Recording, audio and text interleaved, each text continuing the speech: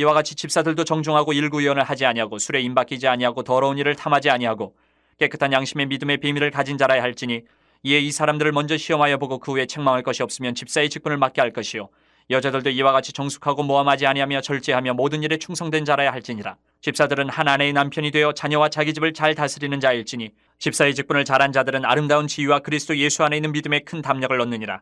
내가 속히 내게 가기를 바라나 이것을 내게 쓰는 것은 만일 내가 지체하면 너로 하여금 하나님의 집에서 어떻게 행하여야 할지를 알게 하려 함이니 이 집은 살아계신 하나님의 교회요 진리의 기둥과 터니라. 그도다 경건의 비밀이여 그렇지 않다 하는 이 없도다. 그는 육신으로 나타남 받으시고 영으로 의롭다 하심을 받으시고 천사들에게 보이시고 만국에서 전파되시고 세상에서 믿음 받으시고 영광 가운데서 올려지셨느니라.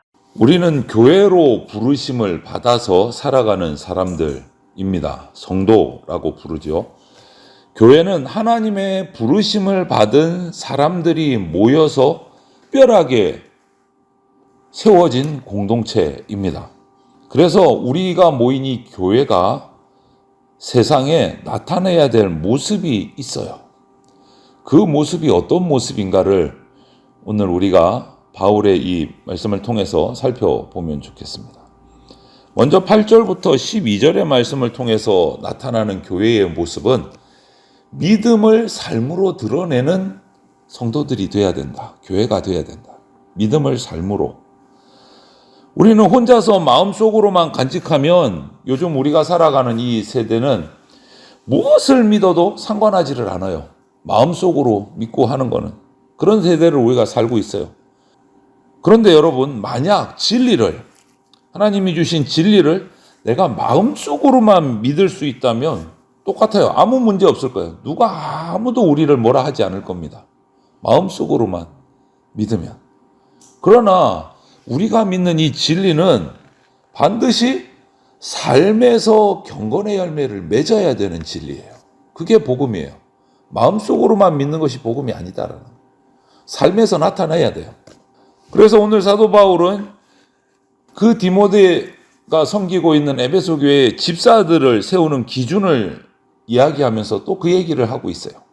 기준에 따라 시험을 해보고 책망할 것이 없는지 확인한 후에 집사의 직분을 맡기라. 이렇게 얘기해요. 여러분, 교회는 일꾼을 세울 때 그 사람의 믿음이 삶에서 경건하게 나타나는가를 확인해야 돼요. 경건하게 나타나는가. 그 이후에 직분을 세워야 된다. 직분을 줘야 된다. 서두에서 말씀드렸지만 우리는 믿음을 개인적인 어떤 마음으로, 내적인 문제로 이렇게 좀 축소시키려는 그런 시대를 살고 있어요. 이게 무슨 말이냐면 밖으로 표현하지 않는다면 어떤 믿음도 다 용납해주고 문제 삼지 않는 시대예요. 이단이든 뭐 진리든 뭐든 뭐를 믿든 간에 내적으로 그냥 혼자 믿는 거 누가 뭐라 하겠냐. 이런 시대예요. 자기가 알아서 믿고 살아라. 하지만 그 믿음을 세상에 밖으로 생활에서 드러내면, 표현하면 반발하는 시대예요. 너 혼자 믿지 뭐 그렇게 밖으로 자꾸 얘기를 해. 이러면서 조롱하고 비판하고 핍박하는 시대가 지금 우리가 살아가는 시대예요. 밖으로 드러내면 문제가 발생을 해요. 그렇다면 저와 여러분들 성도, 그리스도인은, 우리가 믿는 이 예수 그리스도의 이 믿음은 그럼 우리는 어떻게 해야 될까? 그냥 나 혼자 믿고 말까? 표시 안 하고? 이 세상의 방식대로 그냥 마음의 문제로만 삼고 가야 될까? 아니면 내 마음이 믿는 그대로 그 진리의 그 복음의 능력들을 내 삶의 현장에서 나타내고 그렇게 가야 될까? 여러분 어느 쪽이 맞다고 생각하십니까? 여러분은 어떠세요? 어떻게 하고 지금 생활하고 계십니까? 그냥 마음으로만 나는 교회 열심히 예수님 잘 믿는 사람이야. 나만 잘 믿어야지. 이러고 살아가십니까? 아니면 삶의 현장 속에서 그 믿음의 열매들을 나타내고 열매들을 맺고 있습니까? 어느 쪽이세요? 여러분, 우리가 맺는 열매는 믿고 있는 진리에 합당한 경건한 열매가 돼야 돼요. 경건의 열매가 맺어져야 돼요. 복음은 반드시 그리스도인의 삶에서 경건한 열매로 드러나게 된다. 이거 잊으시면 안 돼요.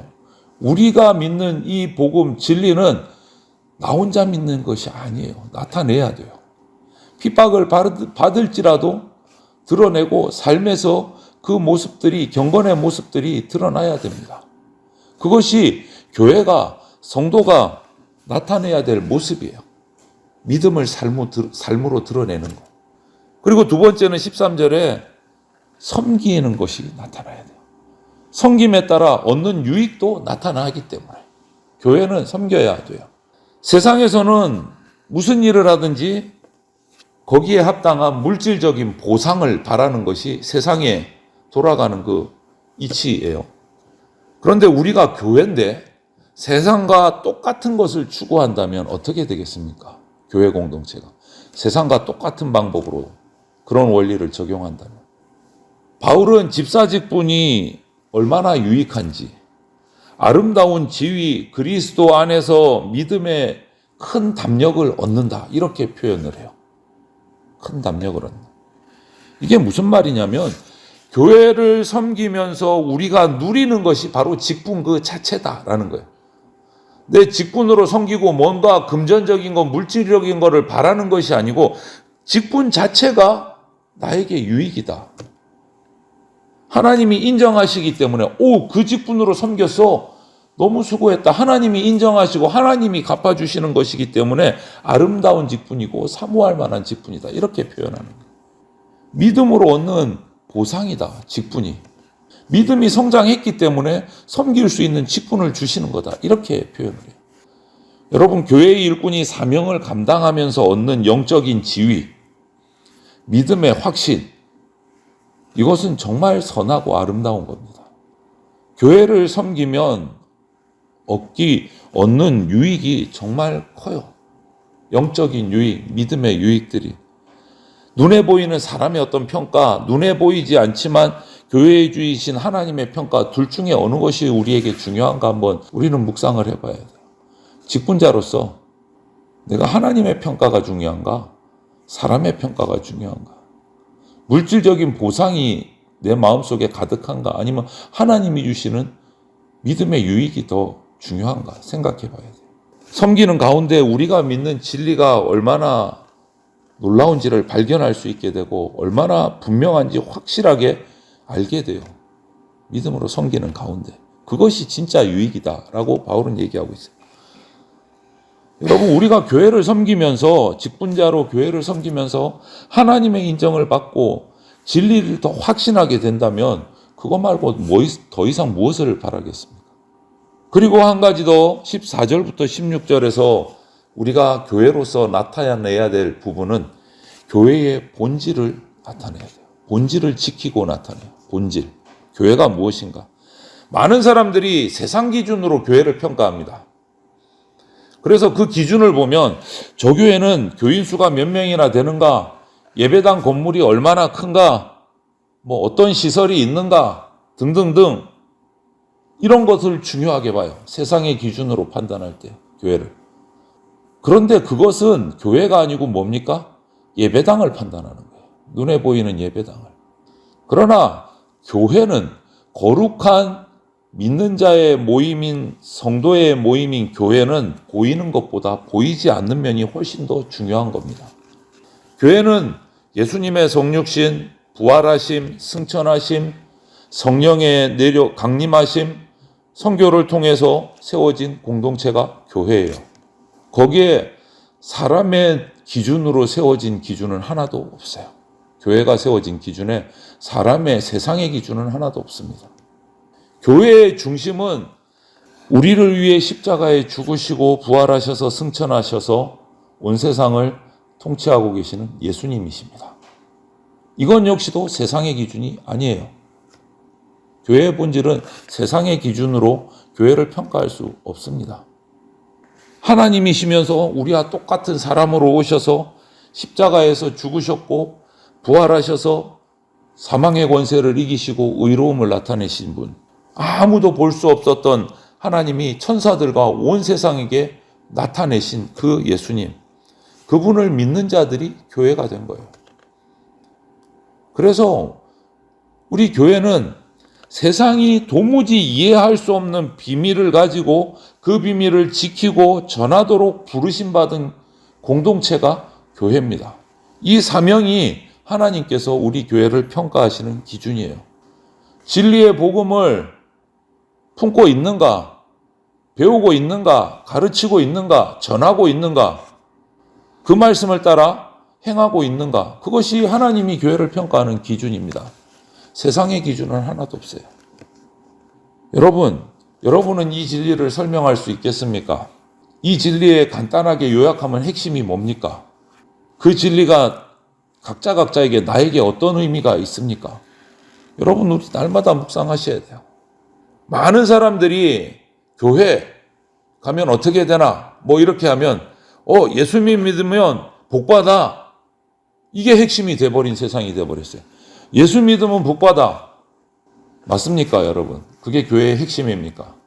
어떠세요? 틀리다고 말하시겠습니까? 맞다고 말하시겠습니까? 맞습니다. 예수 믿으면 복 받습니다. 그런데 그게 핵심이 아니에요. 교회의 핵심은.